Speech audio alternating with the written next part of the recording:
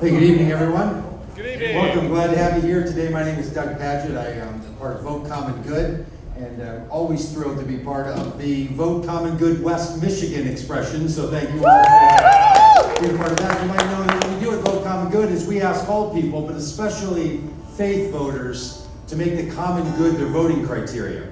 We don't think it's too much to ask somebody who holds to the Christian faith and talks about the good news to make the common good their voting criteria. So we ask them to do that, and in politics, that often means you have to make a choice. Tomorrow is primary day. You're going to have a chance to pick a candidate who then is going to be in a general election. And what that often means is you got to pick this one or that one.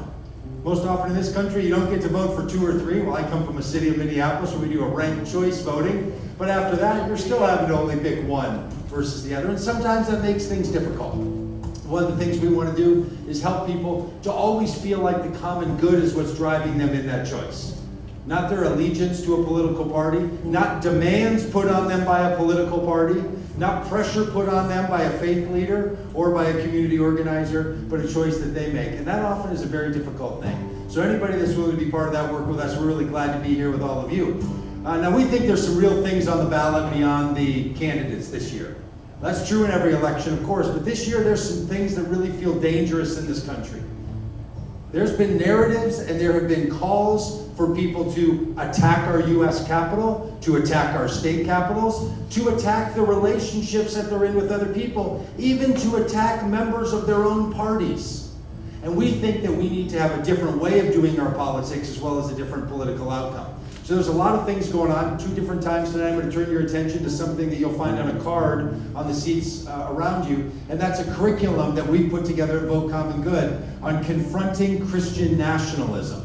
There is a particular vein of understanding religion and politics in the United States that's expressed in this notion of Christian nationalism. We think it's a real danger. We think people need to and want to know about it. And we put together a video and discussion-based curriculum. It's totally free. It's available now. You can see the list of presenters. I'll talk more about it later.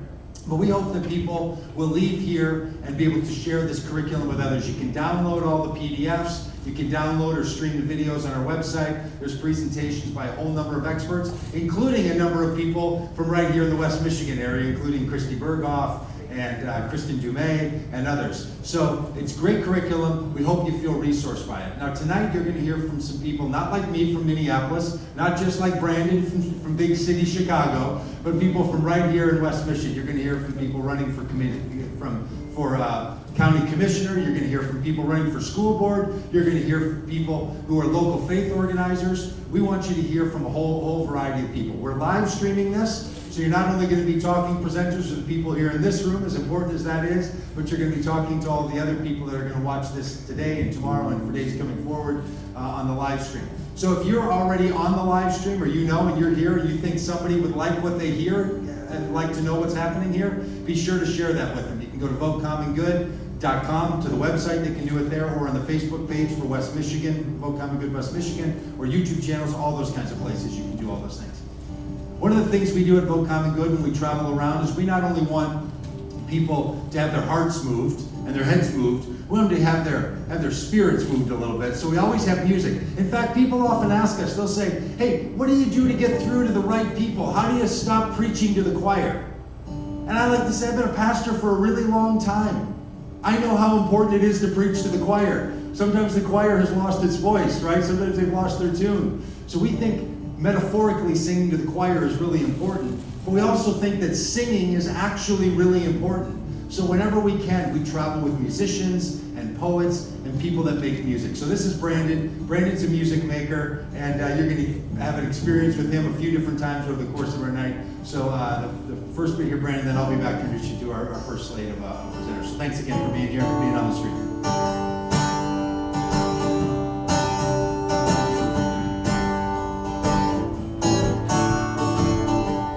This is a little song that we like to sing with some of our friends.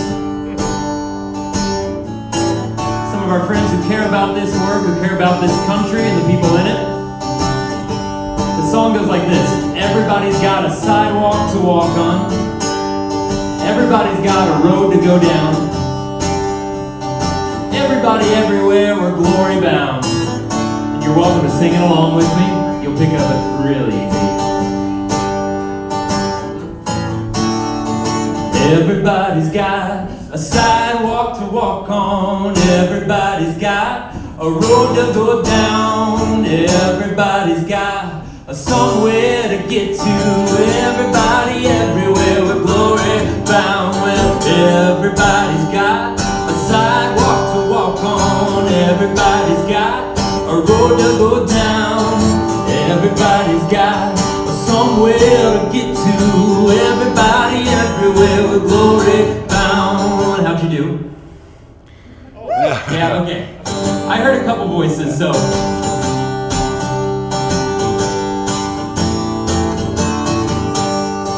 Everybody's got a sidewalk to walk on. Everybody's got a road to go down. Everybody's got somewhere to get to. Everybody everywhere with glory bound. Well, everybody's got a sidewalk to walk on. Everybody's got a road to go down. Yeah, everybody's got somewhere to get to. Everybody everywhere with glory bound. Yeah, everybody everywhere with glory bound. Oh, everybody everywhere with glory.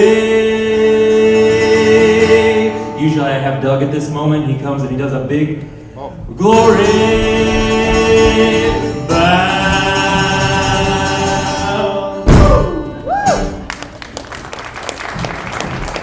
Actually forgot about that. It's been a while since we've done one of these. And all right, hey, we're really glad to have some people tell you about the local expression. So you're going to hear tonight from Grace Churchill, from Jessica DeYoung, from Angela Maxwell, and from Becky Steele. You're all going to come up now, right? All right, they're going to come up and they're going to be here together. And they're going to talk a bit about something that's been going on here in Ottawa County.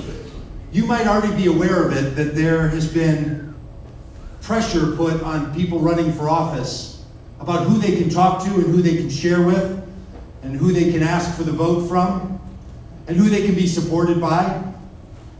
And look, there's a lot of division in our world, and some of it we can't do anything about.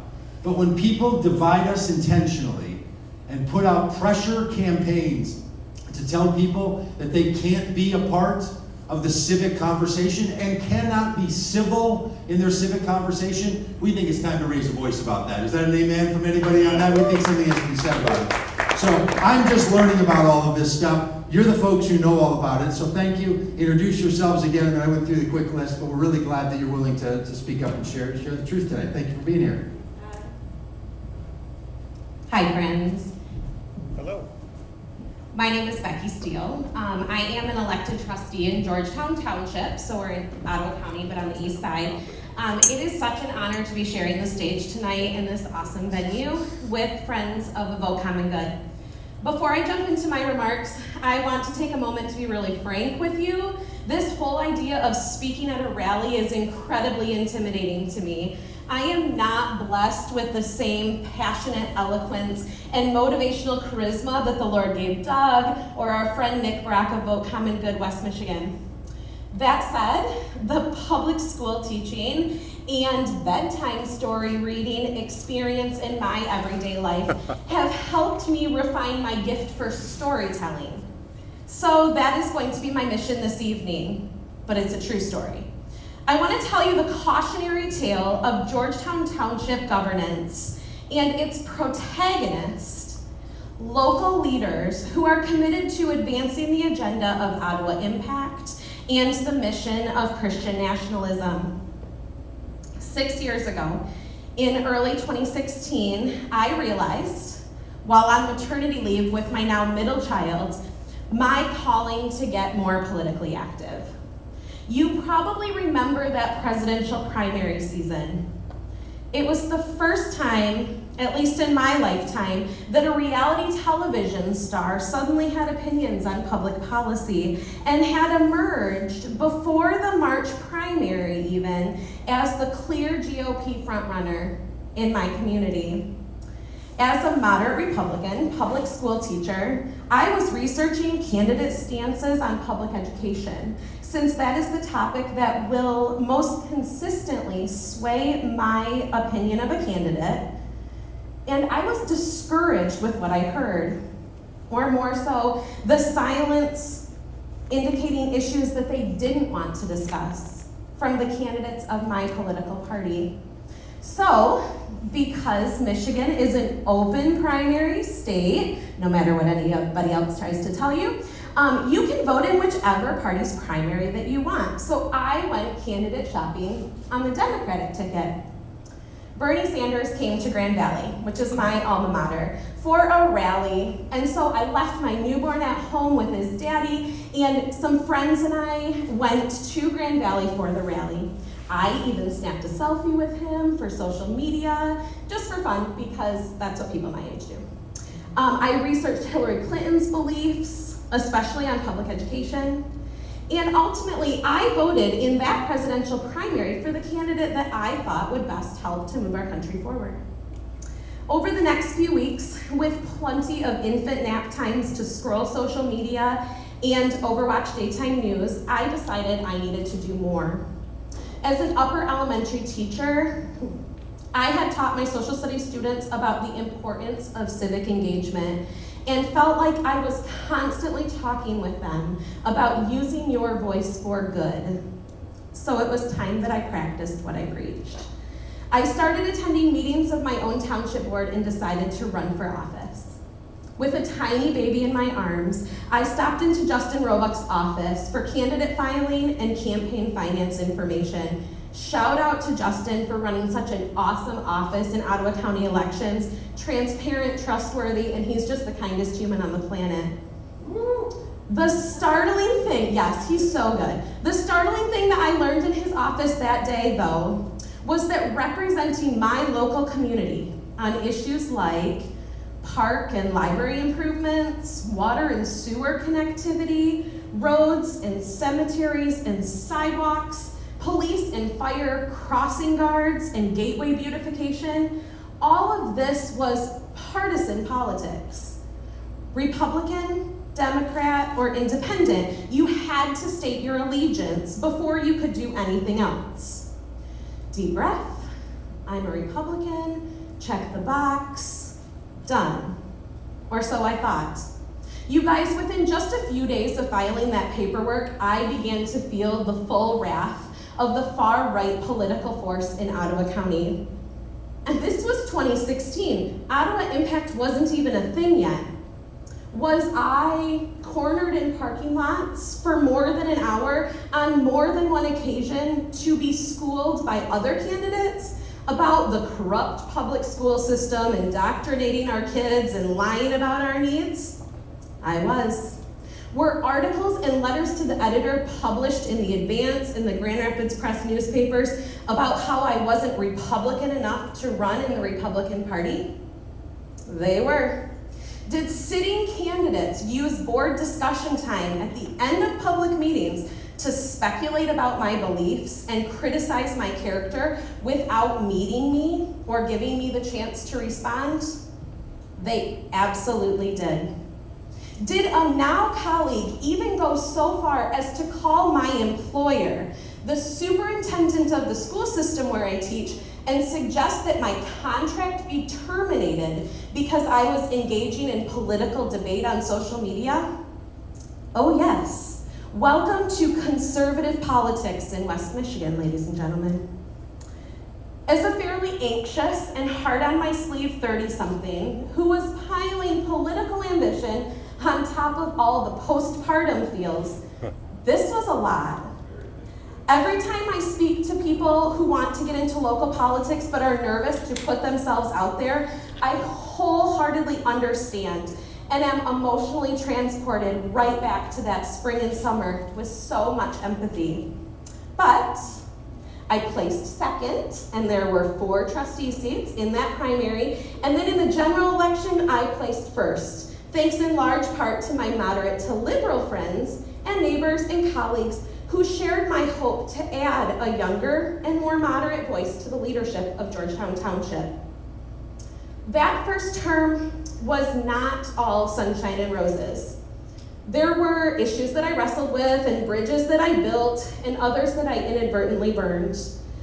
But we built a glorious new library that term and staffed it with the best library director and staff imaginable. We increased sewer connectivity to improve water quality, and we sold or overhauled parcels of township-owned land that had become eyesores.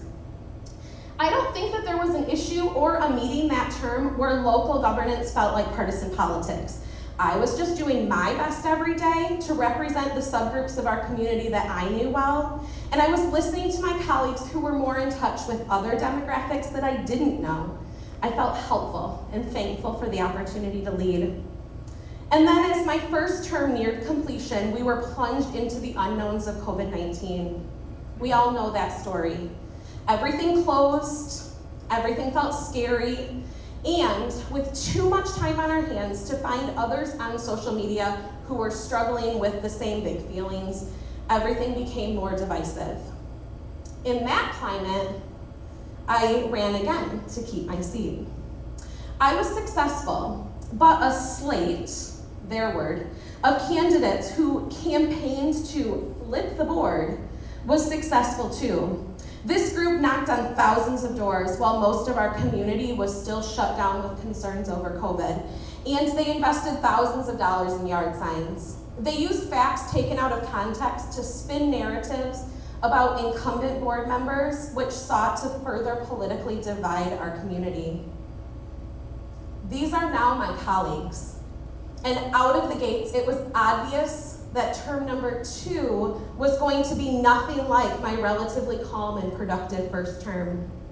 We had to adjourn our first meeting without any of us taking the oath of office, because this slate of 4 candidates went to the meeting at our township offices in person, despite it being scheduled as virtual, and then they wanted to argue about the constitutionality of remote participation and not count those of us who were virtual when they were calling the roll.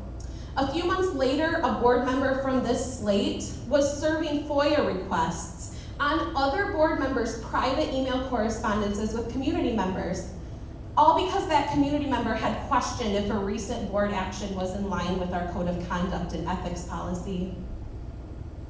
Now, Ottawa Impact, the PAC, has its roots in efforts to organize and fight mask mandates as students in Ottawa County returned to the classroom in the fall of 2020. But it wasn't until the Kennewa Ambucks, an awesome nonprofit group who had coordinated the Georgetown Township Memorial Day Parade for decades, decided to cancel our 2021 parade due to ongoing COVID concerns. This is when Ottawa Impact became a group with an online presence and began taking action to meddle in the affairs of local government. They stepped forward to plan a parade, and in doing so, they found a divisive foothold in my community and on my board. Suddenly, comments were being made by board members during discussion about our public schools teaching critical race theory and indoctrinating our country's youth, which are so categorically untrue and ignorant that they make my public school teacher blood boil. And then State Representative Meerman's Ottawa Declaration document, the one with all the signatures, was being followed up by Ottawa Impact's Ottawa Resolution, and my colleagues were all signing it. And then suddenly our board was passing resolutions to oppose mask and vaccine mandates and criticizing the work of our county commissioners and our health department. These are issues in bodies which we have no voice or power over. And then conversations started happening in our committees about book censorship in our beautiful library. Ottawa Impact affiliated colleagues were bringing lists of titles that they said should be censored just because of promiscuity. Yet no texts with straight character promiscuity were included in their list. And then it was the fight over SNAP benefits at our farmers market, because some of my colleagues didn't want to acknowledge that an under-resourced population exists in and around our community, nor give them the opportunity to extend them the dignity of a family farmer's market experience. Friends, I could go on and on and on and on, but I'm sure that I've already spoken beyond my allotted time, so let me wrap up by saying this. We have got to protect our communities from a fate similar to what I've seen unfold in Georgetown Township the last few years, and most alarmingly, the last few months. We have to go and vote, even in primaries. Even if no one in your political party is facing a challenger, we have to get our friends and neighbors and colleagues and family members to exercise their right to vote. We have to help educate them. We have to be bold and brave in our choices, and maybe even stray from our party affiliation to vote more strategically in another party's primary if it means promoting the common good. You're allowed to do that. Vote for candidates who lead with love, who lead by example, and who anchor their leadership in dignity, mutuality, humility, civility, and democracy. Vote common good. Thank you.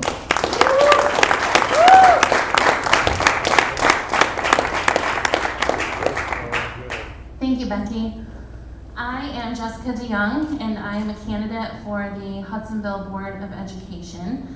I don't have a primary as a school board candidate, so I'll be on the November ballot, but I have been doing a lot of work in our community. It was about a year ago that I started getting a little bit more involved with the Board of Education and reached out to our superintendent and board members due to the upcoming school year and what was going to be happening with masks and a mandate and waiting on the health department to see what was going to happen. Having a family member that is immunocompromised, I definitely wanted to be encouraging to the Board of Education, the superintendent, the health department. I sent so many emails and made so many phone calls last August to ask and plead for mask mandates. When I spoke with our superintendent on the phone, he encouraged me to run for school board, and I laughed. I said, "You've got to be kidding me. There's no way I'm gonna run for school board with a political climate like this." And he assured me and said, it's not always like this. It's usually pretty boring. And I thought, okay, well, if you have parent advisory committees, that's something that I think I can see myself getting involved with, but definitely not running for school board. Well, here I am. I was encouraged by 5 or 6 different people in Hudsonville who reached out to me and said, "You need to run for school board. You are in a good position. You're a licensed social worker. You're a Christian. You're a peacemaker. You don't, go head to head with people in our community or at board meetings. This will be a good fit for you." And I thought, okay, let's do this. I may have hired a good therapist before I submitted my paperwork to the county office, but I have a great team behind me, them, and others who have been amazing and supportive. A few weeks ago, I had an event scheduled at an ice cream shop in Jamestown. It was called Cones and Conversations. I had posted on social media asking community members, please come out. I would love to meet you. I would love to talk to you. I would love to give you the opportunity to ask me questions about my platform and about what I stand for as a candidate. I had an event similar to this a few weeks before. I had an event called Donuts and Discussions at a local donut shop. Roger Victory happened to be there the same time as me, doing the same thing. And it was fine. It was peaceful. People came, we had great conversations. I bought some donuts for people. I thought, okay, this isn't so bad. Now, my team, on the other hand, had anticipated that in the quiet community of Jamestown, my ice cream event might go a little bit differently. And it did. The owner that I had spoken with about the event asked me to come in a little bit early before the event started. She wanted to talk with me a little bit more, talk with the staff about how, the token thing was gonna work. I would give out tokens, people would turn it in for free ice cream, the campaign would pay for it at the end.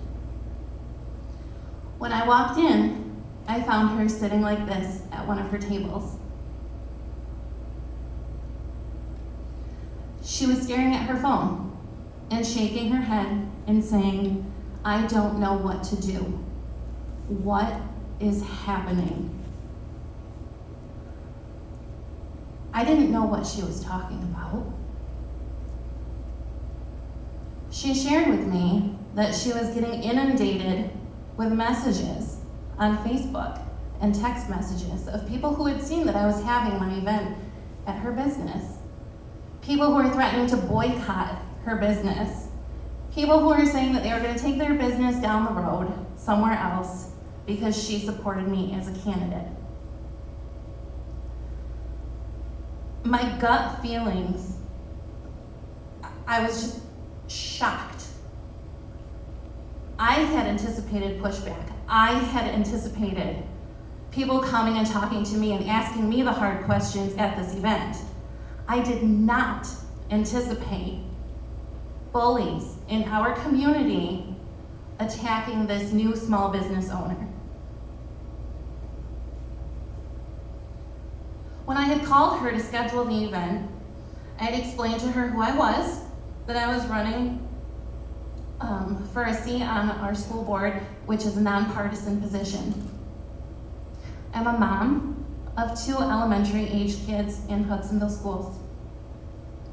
I'm the director of a small nonprofit ministry that works with orphans in the community in Zambia.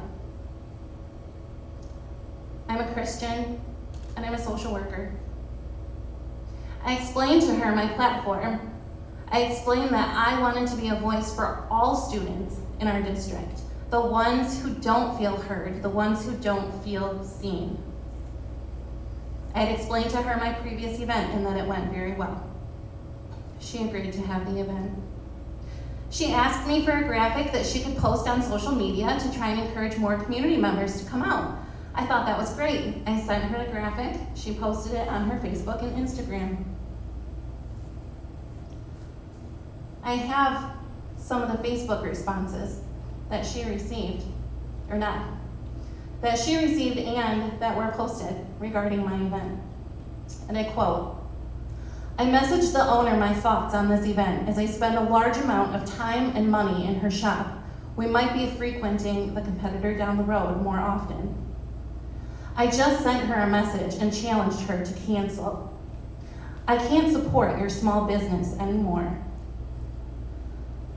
I didn't receive a response when I messaged. I will take that as this is where this business owner stands. This was justified, and I'm glad the business owner took the appropriate action. I gave her an out. I told her that if she was not comfortable with me having this event at her business, that she could cancel it. I told her I would not hold it against her at all, that my family and I would continue coming there and supporting her business, that I would encourage my team, my friends, my family, and my community to do the same. I apologized profusely. I had no idea this was going to happen. I asked her if it would be okay to stay in case anyone showed up, but I would sit at the picnic table, the furthest away from all the other seats outside, so I could let my team who was coming and any other community members know that the event was canceled in case they didn't see it posted online. I bought my ice cream and I went outside. Before I walked outside, she apologized to me. She felt terrible that she canceled the event. She and I both posted on social media that the event was canceled. I thought that that was the worst. I thought things were over. I went out to the picnic table where several of my team members for my campaign came and joined me. They also got ice cream. I explained what was going on. 2 cars pulled up and parked in spots closest to where we were sitting, which, again, was the furthest spot away from the other tables. They turned off their engines, rolled down their windows, and openly listened and watched as we sat there talking. One was recording, and I found out later was posting to Facebook the snippets that she heard. A few days later, the news reached out to me. They wanted to hear my story, and they wanted to hear the owner's story. However, the owner did not want the story to run. She wanted this to all be over. This is what common good candidates in our community are up against. We are targets, and so are those that we associate with. A business being threatened over allowing me to sit at a table, talk with community members, and buy them ice cream. In the Ottawa Impact Action Group, which is a private Facebook group, it was posted, "This event was canceled because many conservatives spoke up and the business owner became more educated. I encourage everyone to do the same when you see something that isn't right. You can make a difference." I encourage all of you to make a difference. We can talk about what needs to change in our community, but if we don't do anything, nothing's gonna happen. I encourage you to go forward strongly and with perseverance against these bullies in our community. They might have words and they might post things on Facebook, but they're not gonna hold us back. Thank you.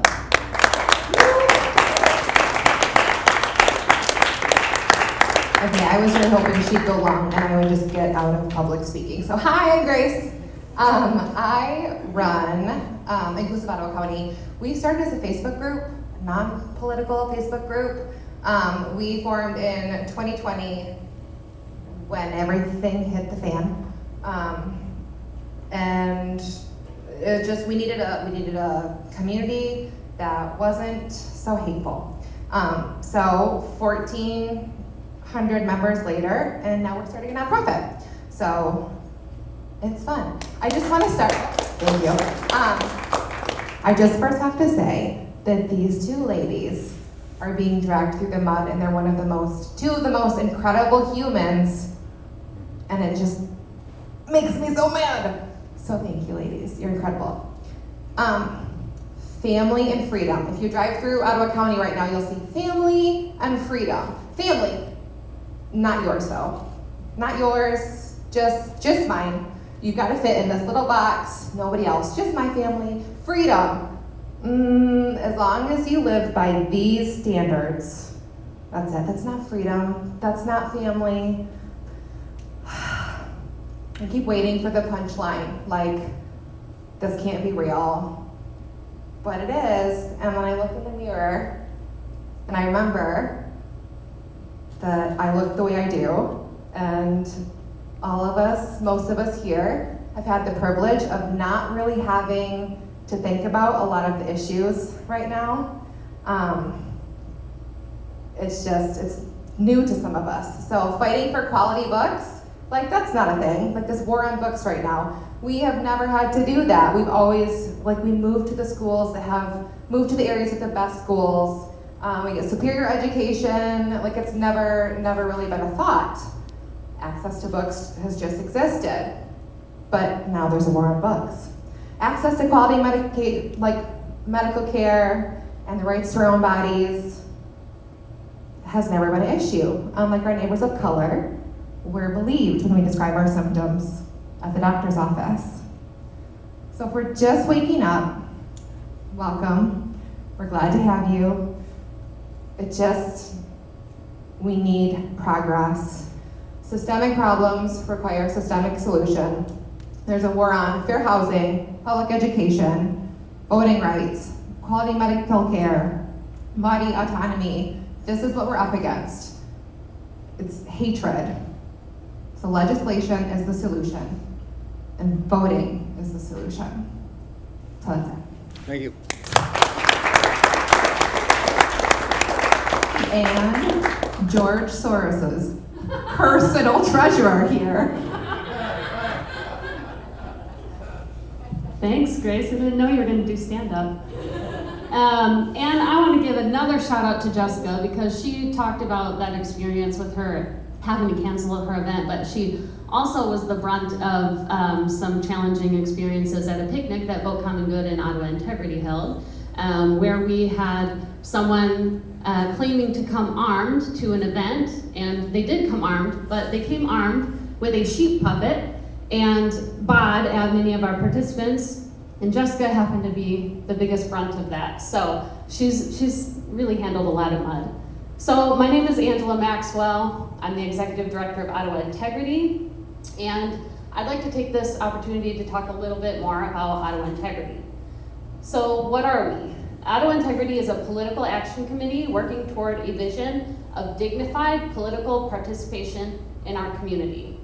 We want to help elect leaders with a demonstrated commitment to integrity in campaigning and in holding office.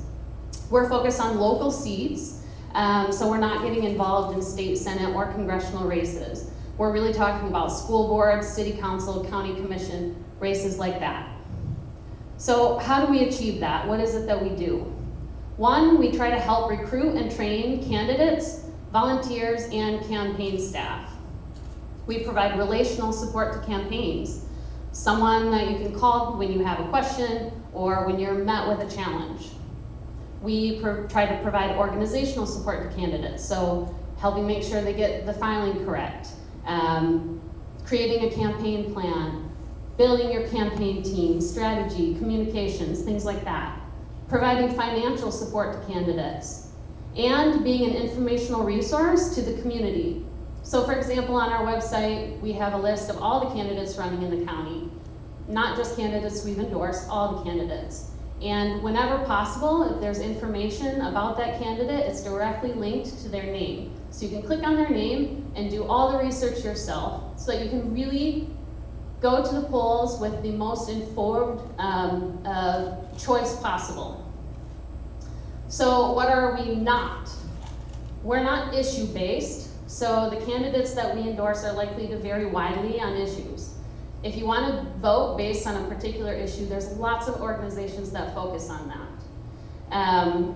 Our main issue is that dignified political participation. We are also not partisan. In an ideal world, in fact, I think we would be able to endorse candidates that are even opposing each other, because that would mean that we have two candidates of integrity who are upholding that vision of dignified political participation. I would hope that we would be able to appeal to any party, and in particular to voters who are maybe not engaged in the political process. So why are we doing this? Well, because some of the behaviors that we have seen in local politics recently are unacceptable. Fearing for your life absolutely should not be the reason that people are hesitant to run for something like school board or county commission. Yet these are the concerns that many candidates and representatives have lately. I personally have had a ton of conversations back when we were recruiting with people that was the reason. They were interested in running, but they feared for their safety. They feared for their families. It wasn't a climate that they felt that they would be able to run in.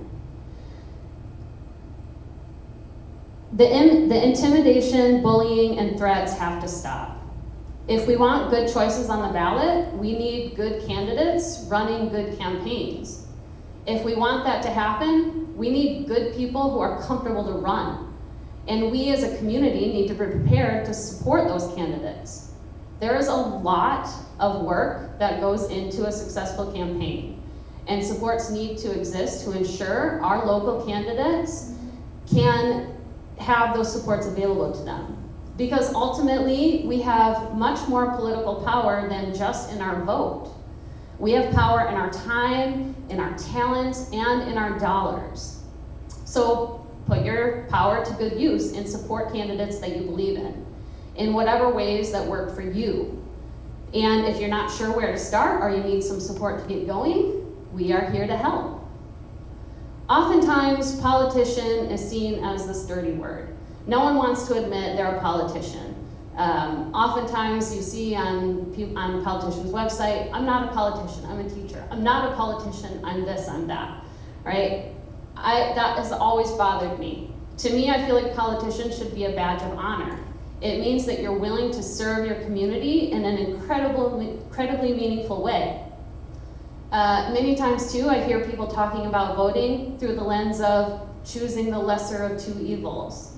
I don't really buy into that either. I think in every election we're given choices about who we think will best serve our community. Choices about about the infrastructure that we can build to ensure our choices and our chances in the next election are even better. Choices about how informed, engaged, and involved we will all be. So if you're not sure where to start there or need some support to get going, we are here to help. So I'd encourage you to support Ottawa Integrity, follow us on social media, sign up for our newsletter, donate to our cause, and do the same for candidates that you believe in. Do the research, get involved, and help these candidates. It's not easy work. None of this is easy work. I think they all kind of explain too, right? This is a challenging job. And you'll hear from some other candidates running as well. And if you've read any of the recent articles about what's going on, you'll see too, a lot of the people who are running right now have experienced extreme threats to their life, to their families. It's just not right.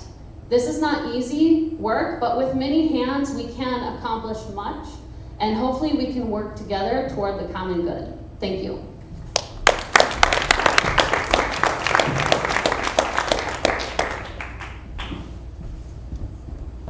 If you want something done right,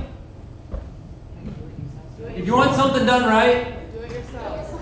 Yeah, but you can't do it yourself, right? You can't do it. These people can't do it themselves. But these are folks who have seen that there's a need, because we need great leaders, right? So these are folks who have seen that there's a need and have said, I recognize that need needs me. So give those folks another round of applause.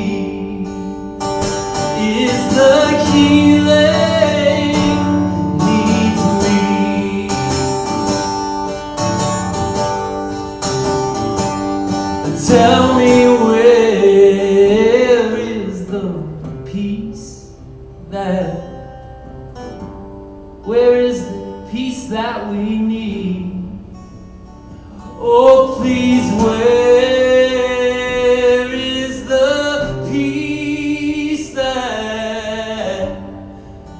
we all want to see. And so I phoned an old friend. I said, listen, I'm sorry for all the grief.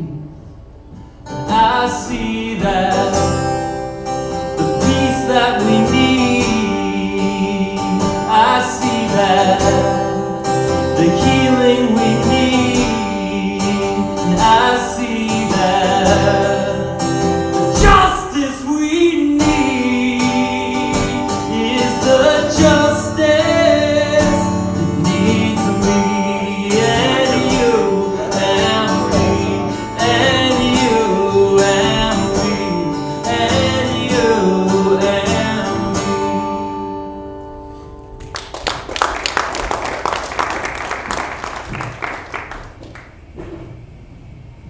Wow.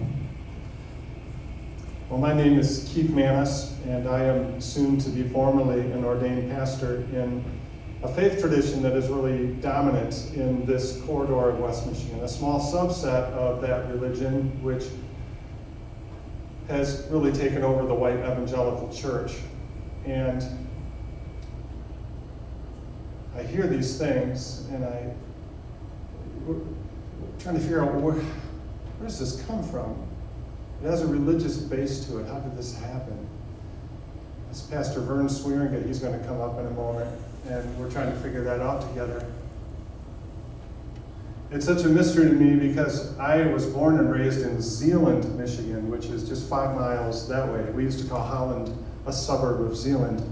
And I remember every Memorial Day, the entire town, I mean every living being that was functional, came out to the cemetery. And we stood in the sun for 2 hours while the names of every man and woman who had died in the service of this country was read. I grew up with humble, worshipful people who worked long hours and gave 10% of their income and more to the work of the church. They supported missionaries. They did good deeds in the world. They weren't asking much. They just knew they had to serve God somehow. And I'm not sure it's okay if you don't believe in Jesus or God. I'm just telling you my story and my faith upbringing and how it factors into what the horrors you experienced. How can this be? What happened to these people? I'm convinced it's a spiritual thing. It's like hell got unleashed in people's brains somehow, but what's the logic of that? How did that work? I should just tell you a quick story. After high school, the first real boss I had was a wonderful man from my same faith tradition, and he became like a father to me. And I used to drive one of his vans, and then he had to get a new van, so he sold the one that I was driving, and before the old one left our parking lot, I came in and found him kind of sandblasting the side of the van and spray painting it. And I asked him why he was doing that, and he said, because the person that just bought this van could take it anywhere. They could go to a strip club, they could rob a bank, they could do anything, but that's my name on the side of that van. And I can't have my name and my reputation represented in a way that is not true to me and what I believe and who I am. That made a lot of sense to me. So I took my own little vehicle. I couldn't bring a van, but the closest thing I had was wheels was this old bike carriage. You just have to picture that's a van or a vehicle of some kind. And what name is on there? Well, how did it come to this? From church-going, Jesus-believing people.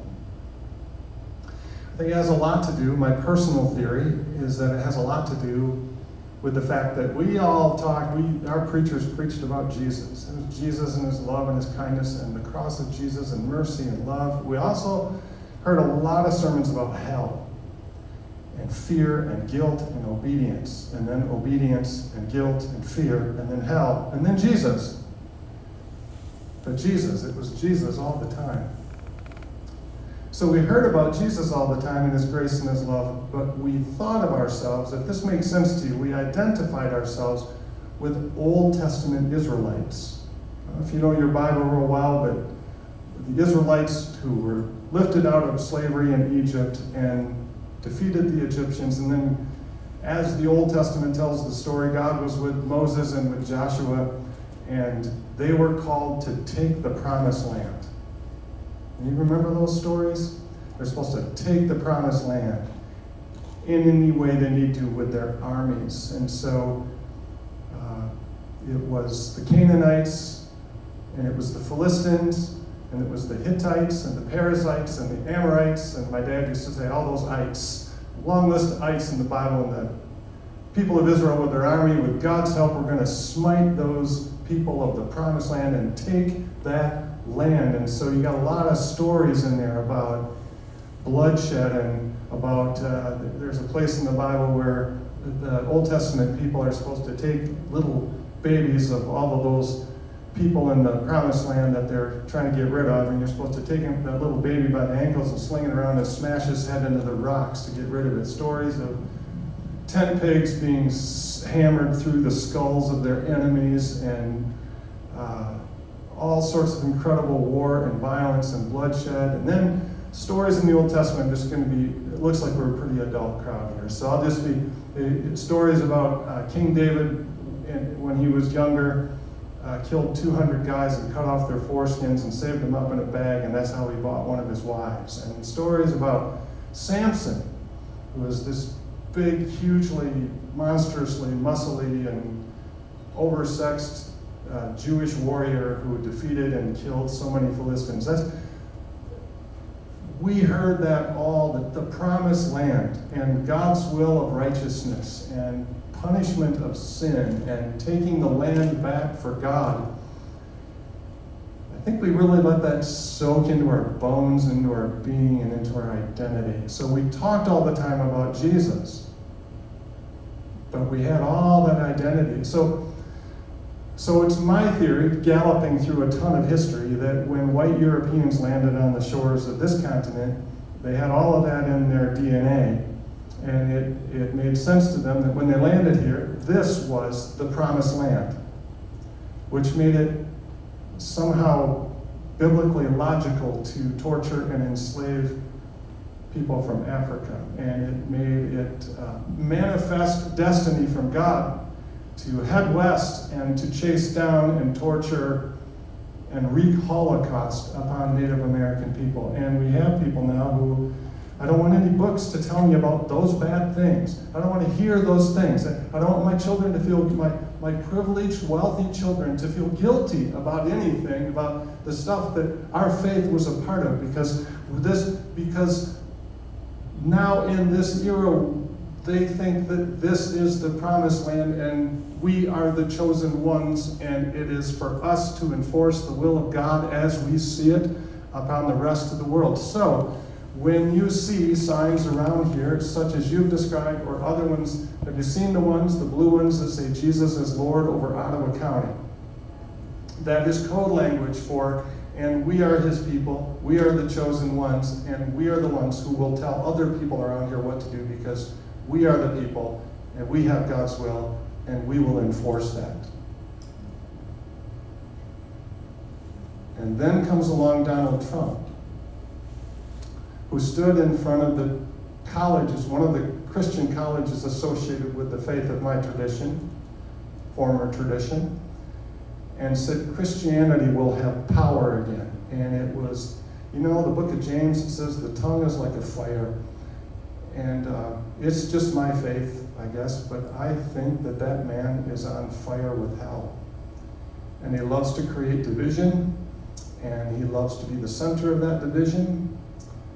And it lit something up in the minds and hearts of people that had formerly been humble and kind servants of God.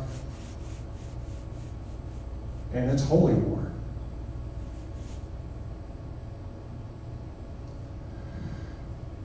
So you have to think really hard about what you're attaching the name of Jesus to.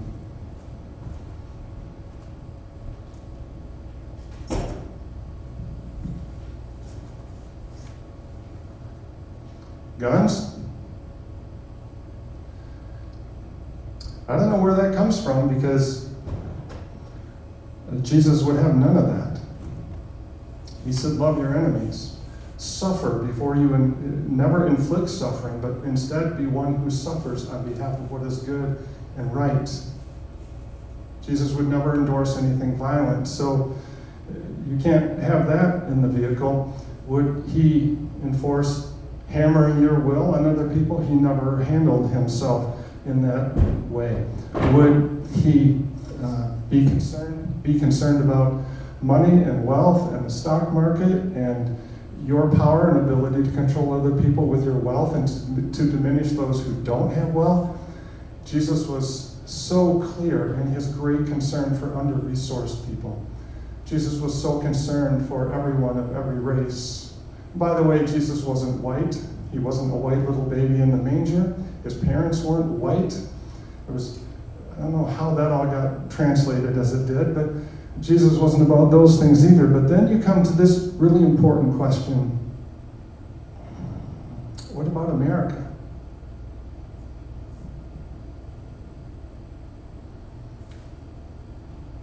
You know,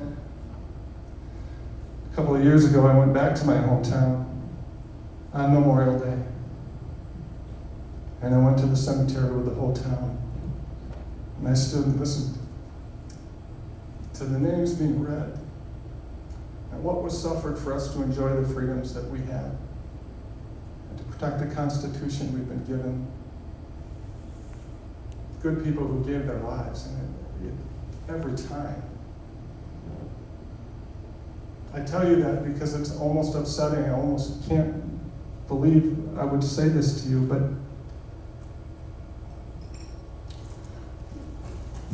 really, Jesus wasn't exactly about that. He said, the world I'm trying to create doesn't have to do with nations or any one particular nation. We're blessed. We can be thankful. But Jesus said the kingdom of God is among you. It's in your hearts. It's how you treat one another. It's love and kindness and goodness and peace. Just like you were singing about. If I could, and if you would receive it, and if I had just a little one, we could stick this to each one of you. Because the message of Jesus is us and you. And God's love and grace and goodness for everyone. It's the common good.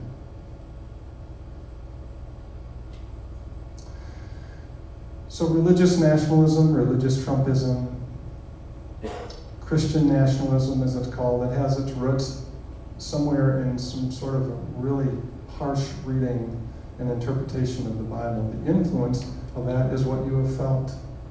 And I know that I have the right to do so. I'm so sorry. And Pastor Vern is here to share with us more of how this influences us every day. Where you live, where you work, what you experienced at the grocery store, what you experienced at your school board meetings. And we're here to reckon with it, and talk about it, and own it. So thank you, Pastor Vern.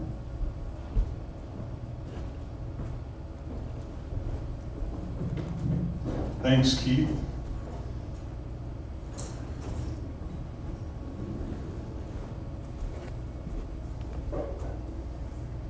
I still am a pastor in the Christian Reformed Church, and so I preach.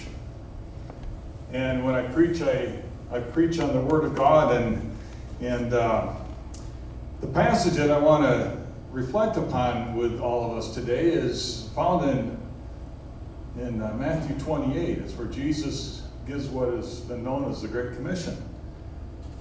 And it goes like this: all authority in heaven and earth has been given unto me, therefore go and make nations of all disciples, baptizing them in the name of the Father and the Son and the Holy Spirit, teaching them to obey everything that I have commanded you. And surely I will be with you to the very end of the age. If you are familiar with that passage, you know that's not what it says.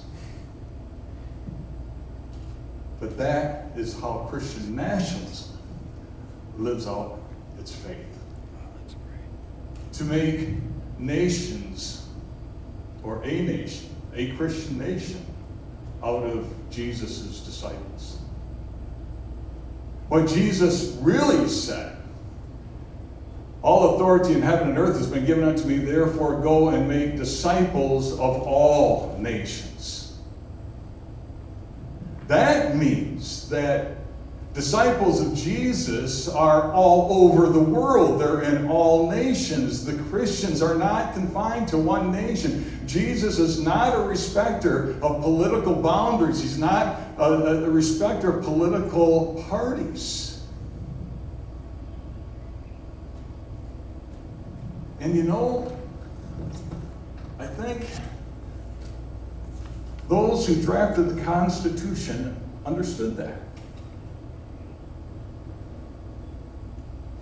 Article 6 of the Constitution clearly states this, that senators and representatives before mentioned, and the members of the several states' legislatures, and all the executive and judicial officers, both of the United States and of the several states, shall be bound by oath or affirmation to support the Constitution. But no religious test shall ever be required as qualification to any office or public trust under the United States. Mm-hmm. No religious test means that men and women from any religion or no religion at all may hold office and legislate and govern in this country.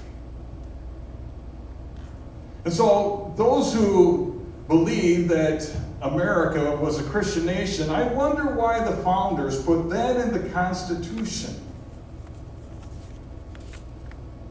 If this indeed is a Christian nation. You see, I doubt an elected Muslim would want to call America a Christian nation. Indeed, America is a democratic republic,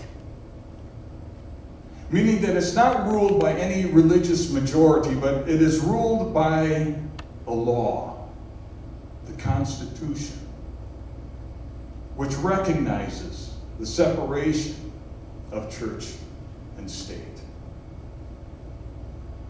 And Christian nationalism blurs that distinction.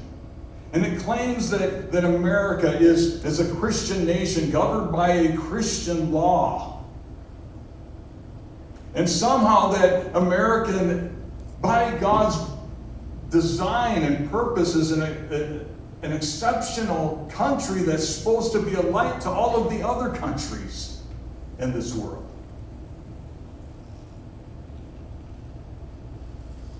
But I don't see that in the Constitution. And I will challenge anybody, if they can show me the name of Jesus in our Constitution, then I will retract everything that I am saying here tonight. And I will readjust what I think right now. So what does all of this mean? For me as a Christian, it means that I am a dual citizen. By faith, I am a citizen of the kingdom of God. By birth, I am a citizen of the United States of America.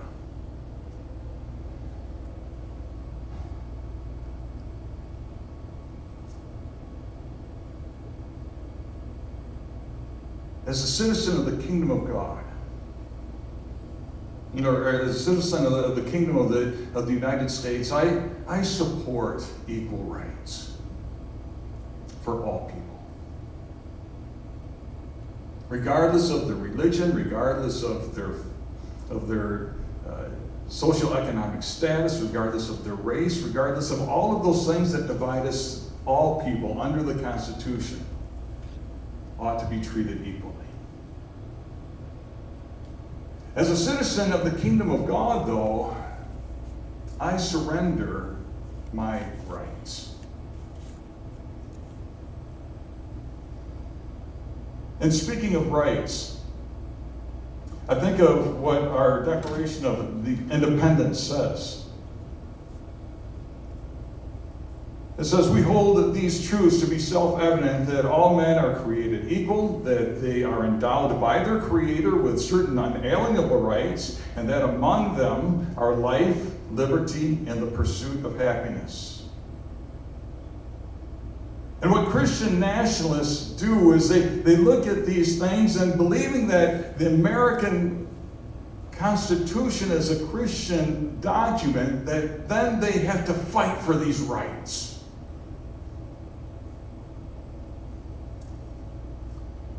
And that's what we're seeing in the stories that we've heard tonight.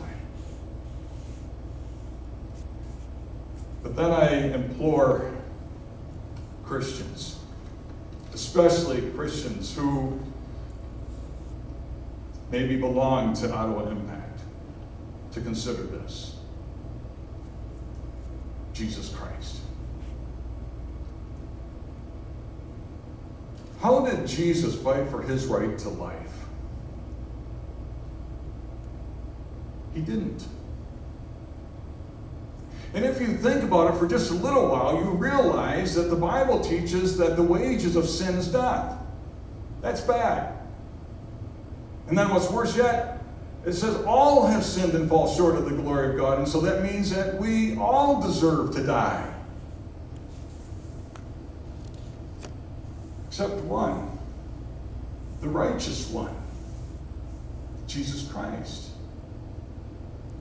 So what did he do? He doesn't fight for his right to life. Instead, he lays down his life for others. The only law that Jesus follows is the law of love. How did Jesus fight for liberty, for his freedom? He didn't. As Jesus stood before Pontius Pilate, he didn't even open his mouth. And here was a golden opportunity for him to declare his innocence before a civil judge, and instead he lays down that freedom so that those he died for might be set free from their bondage of sin to live for him. The only law that Jesus follows is the law of love. How did Jesus fight for his right to pursue happiness? He didn't. He took up his cross and he willfully gave up happiness for the agony of Golgotha, so that others might be set free from their bondage to sin and give them an opportunity to pursue true happiness through a renewed relationship with their Creator God.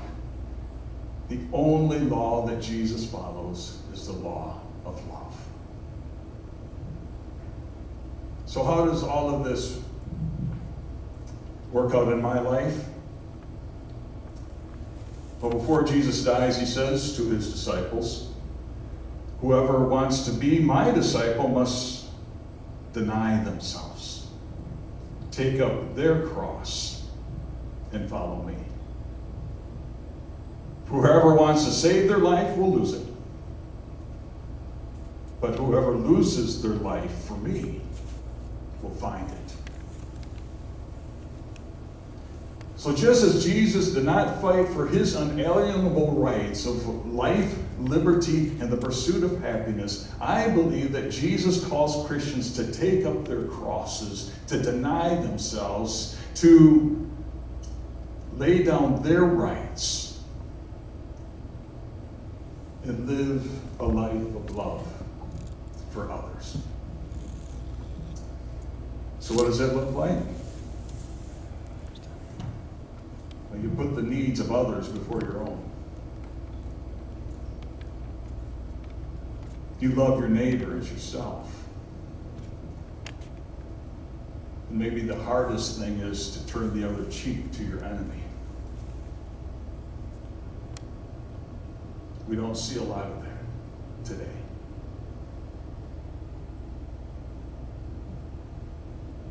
There are a lot of Christians today that are fighting for their rights. And they're using political power, earthly powers, to try to accomplish heavenly goals. And it's downright wrong. So what do? We vote for common good. And we let the life of Jesus and the love for others compel us to find the candidates that think like that act like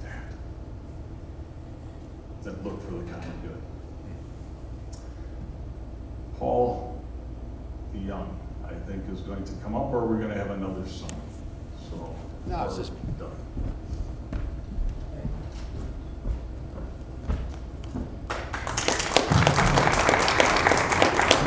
Thank you, Vern. I tell you, that turn of a phrase, to go and make a nation out of all disciples versus the disciples out of all nations, that is magic. We're going to hear from two people that are county commissioners. Would you mind? We're going to hear from Greg and from Phil. Theologians, Tina Turner, people all over ask the same question. You know what it is, right? What's love got to do with it? That's a real question that you ask yourself. And when you hear how people are treated in the world, you have to ask yourself, what does love have to do with it? Love is not owned by any religion. Love is not owned by any person. Love is what we have to ask ourselves all the time. And we have to figure out how to run a country, and how to run a county, and how to run a government.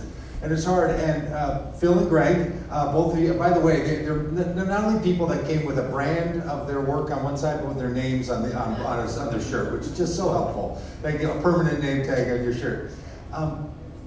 You're both county commissioners. Can you say something about what a county commissioner does? In my experience, it's been one of the pieces of our political system that a lot of people don't know about, and actually does a whole lot. So can you say a thing or two about what a county commissioner does and what they're up to? Yeah, absolutely. I mean, one of the big things we do is we give services to everybody in the county. You know, the sheriff's department, the parks, the health department. It's okay. No matter who you are, what your gender is, what your race is, what your religion is. Our main goal is to give services to everybody in the county to help to grow in the county. So when you're a county commissioner, what kinds of things do county commissioners care for? What do we care for? We care for the health department. Okay. We care for funding our sheriff department. We care for making our parks. I've been a passionate person of parks because I think it's not only healthy physically, I think it's healthy mentally. I know when I go out in parks and I have to walk through the parks, it regenerates my mind, regenerates my soul, connects me to God. There's two different parts of creation, and one is through the Spirit of God in creation. And so where are the Christian parks, and where are the Christian sheriffs, and where are the Christian? I had that talk with Ottawa Impact. I said maybe we should label our parks DNR, but they didn't quite agree with that part. Yeah, because DNR means Department of Natural Resources, not of Democrats and Republicans. That's not what the DNR does. So not only, counties, they don't care what city you're in, right? They're for everybody, anyone in the county. There's a perspective that comes when you're a county commissioner. It's a little different than the perspective of a school board member or of a city commissioner or of a mayor or something, right? They're different. Absolutely. And even though we have 11 commissioners in different districts, we are county commissioners. We make decisions for the county. When our decisions are made at a board meeting, it's not a Republican, independent, Democrat decision. It's a decision made for the county as a whole. And one thing that I take great pride in, we talk about some of the activities we do at the county, is we help people with their problems. They don't know where to turn. During the height of COVID, when people were getting shots and stuff, I maybe got 10, 15 calls a week, typically older people. They say, Greg, we're confused. Where do we go? I would take their name. I would take their phone number. I would call the health department. I would talk to Lisa, the head of the health department, say, Lisa, here's these folks. They need some help. Could you call these? And these folks would get a personal call from the health department to step them through the process of getting a shot. And another quick 30-second story from me. I had a lady last year, she called me. I don't know if she was from Allendale or any place else, and it didn't matter to me. She was crying on the phone. She said, Greg, I don't know where to turn. My ex-husband is $12,000 behind on child support. I can't pay my bills. I can't take care of my kids. I'm just not getting the honor, the respect, or the response that I should be getting.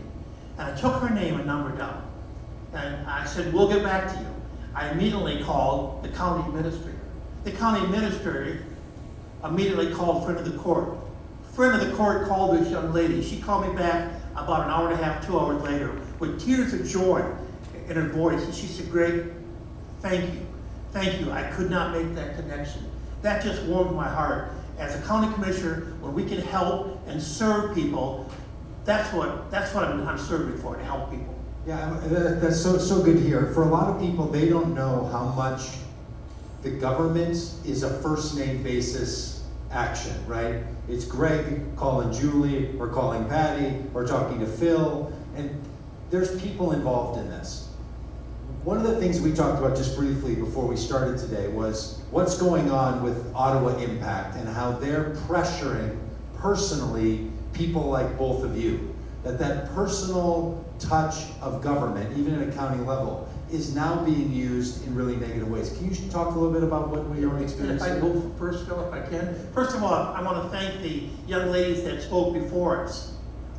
You're spot on. You're absolutely spot on. Everything these ladies said tonight is absolutely true, and my heart really bleeds for the young lady who's running for the school board. And that's extremely close to my heart because my wife serves on the school board. She serves on the school board in Holland, Charter Township. Last fall, 2 different board meetings, 1 board meeting a month. She comes home in tears, and she said, Greg, I can't do this no more. She said the Ottawa Impact with their team again tonight, and they were abrasive, they were hollering, they're screaming. That's their methodology of how to get things done. And it just broke my heart. And I said to her, I gave her a big hug, and I said, Pam, you're the voice of reason. You gotta go back. We're not giving in to these folks. We're in this together, we're gonna fight together. And the same thing now is happening on my campaign. It's so hurtful to see what people are saying on Facebook. There's no nice people. The 2 pastors that spoke tonight, you're spot on. We believe you 100%. What you're saying is so true. People are just mean right now. And we need to find a way as a society to come together. Find a common ground. Find something that works for everybody. We cannot go on like this with all the abrasiveness and decisiveness. Well, that's where common good comes in. You know, in my district I live in, I've never had more people come out. You know, I was always been a strong conservative Republican, still am. But you know, I've had more Dems come out and say, you know what, we want the common good of the community. We know that's what you do as a commissioner. That's why we're going to support you. And they have come out and supported me. And then for the GOP to say, you know what, we can't be in the GOP no more because you know what, we want people to come from the Democrats and vote for us. You know, shame on them. We don't respect that at all. That's not who we are. So just to clarify, that's what you're hearing from this group, Ottawa Impact, is that because you're a Republican asking for Democrats or non-Republicans to vote for you, they're now saying you're no longer welcome in the Republican Party as they see it. Oh, exactly. Yeah, that's exactly what they're saying. And I find that very hurtful and shameful. Yes. Yeah, and we, like I say, 6 of us have been censored for trying to reach out to other people. For goodness sakes, we're a county of almost 300,000 people. We represent everybody, and no one is going to tell me, no one's going to tell Phil or any of our other commissioners who you can talk to, who you can represent. We represent everybody, and we push back.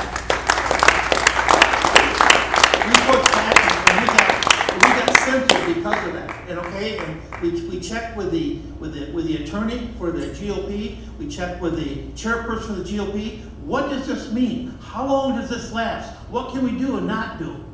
And nobody responds. It's a political ploy to make us look bad so they can gain some more votes. Well, God bless them, it ain't gonna happen. With meetings like this, with folks like you, with you guys sharing the story tonight, okay, to 10 of your friends and have them share 10 of their friends. Us guys are from northern Ottawa County, but we have commissioners throughout the county. We need your help. Yeah, and that's the thing that bullying does, right? I mean, I would put this in the category of bullying or strong arming. What it tries to do is to isolate people, use fear, and make sure that people don't see each other and talk to each other, right? Make people stop talking. Rule one, if you want to bully someone, is stop people from talking. So the response to that, the only one that I know of, is to talk more, to say more things, to meet with more people, to have more meetings. Do you have any other ideas about what people can do if they feel this pressure? You're feeling it as candidates and people in public service. Other people feel it in relationships, in friendships, store owners, people at work, people, you know, in their own relationships. Do you have any advice for what people can do if they're being shut down, bullied, censored, either officially or unofficially? You know what? It's hard for them to do this, and I have gone through this with my relatives, my family. It's so hard for them to reach out and talk to county commissioners. I'm saying, you know what? We're here. You know what? Talk to us, call us, reach out to us. We'll explain what we do. We'll explain the services. We'll explain the passion we have to make Ottawa County the best there is. Yes. Yeah, please. And for me, every day when I get out of bed, I start my day with saying, I'm gonna make a difference in somebody's life. And it can be going to a mobile gas station and saying, complimenting somebody. It can just be looking for the good in some people. And we need to get back to that. We need to continue to build each other up, not knock each other down all the time. So let's work together on how can we do good things for each other and work together. We may not always agree on everything. We may have to agree to disagree. But we can look for good in people instead of bad in people. That's what breaks my heart tonight. Thank you. Anything more? Anything more you want to say? That's really great. Thank you so much for sharing. Thank you for being here. Sorry for you being censored, but thank you for not tolerating it, not putting up with it. No, and thanks again for having us. And we need you tonight. We need you to go home and get on Facebook. We need you to text some people. Again, all of us are under attack. Under attack just exactly like you heard tonight. It's not anything made up or fabricated. It's an awful situation right now. We cannot let the county lose tomorrow. Is tomorrow the day when this all comes to a head? Tomorrow in the primary? Yes. Okay, so a lot of people think I don't vote in primaries, don't know where primaries are, don't know that August 2nd is a day.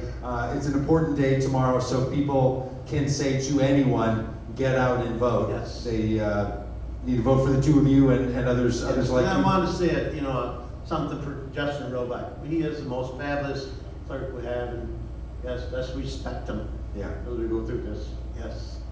Well, I don't say this much anymore. I used to be able to say it a lot, but I think there's a couple Republicans somebody should go vote for tomorrow on the county commissioner. So thank you so much. Thanks for all your good work and for being the kinds of public servants in this political environment that we can all be proud of and say thank you to. So thank you so much. Really do appreciate it. Really, really great. Thanks for having us.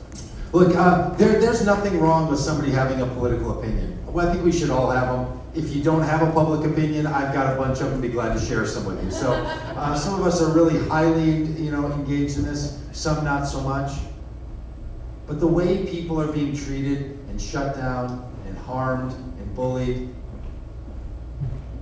that's not West Michigan. That's not the United States of America. And if it is the United States of America, may it not be going forward.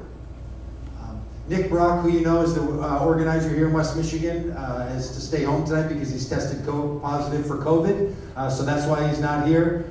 He was going to make a video. That didn't come together. So sometimes things don't come together, but it's okay. I just want to say on behalf of Nick, thank you for being here and for being a part of all of this. If that curriculum is something that you want to utilize, or if you know any church leaders, we have an entire curriculum designed for church leaders, 3 sessions. That's what's on that card there. Great presentations. If you know small group leaders, if you know people that have a book club, if you know people that want to form one now, it's designed to both use in person or with people online. You can show the videos, play the videos. What we want to do is to help people see that there's a pressure to be a part of a Christian nationalist movement in the United States. It's alive and well here in West Michigan and in very many places around the country. So So what we want to do is help people be resourced and equipped to do that. So if you want to be part of that, take that curriculum, share it. They can go to Vote Common Good. They can find all the curriculum there. There's no charge for any of that. We don't charge ever for anything we do. We're a non-profit-run organization that you can donate to. If you make any donation at that back table, you can use a credit card, you can use Venmo, you can use cash.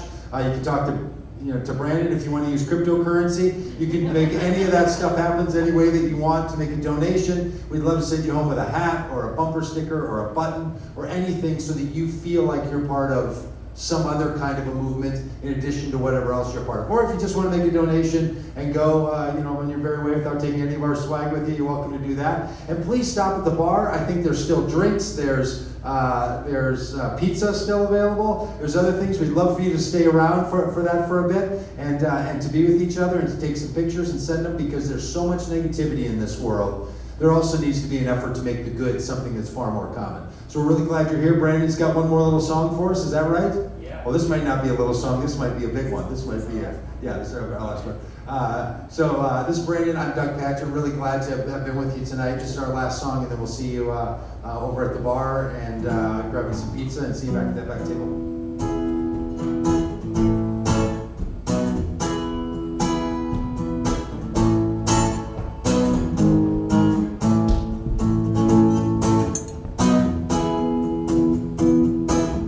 Blessed are the peacemakers, so let's make some peace.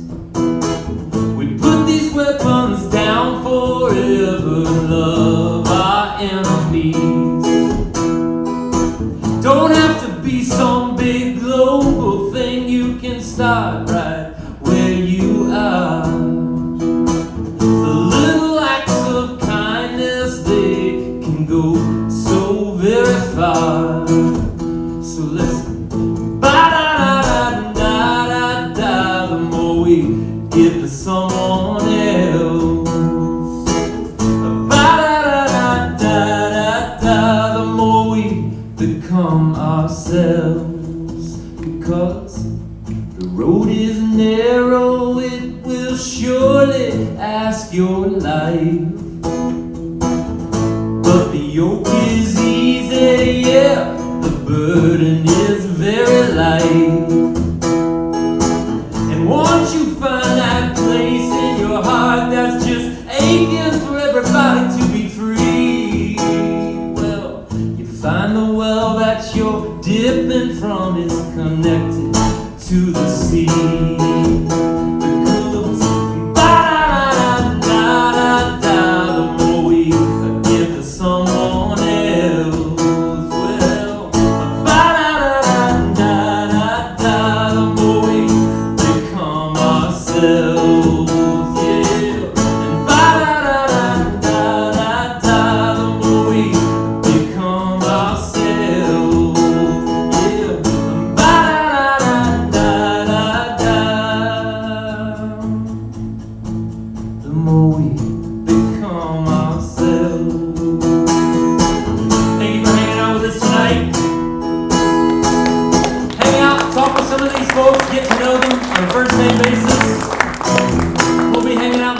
Say hello to us as well.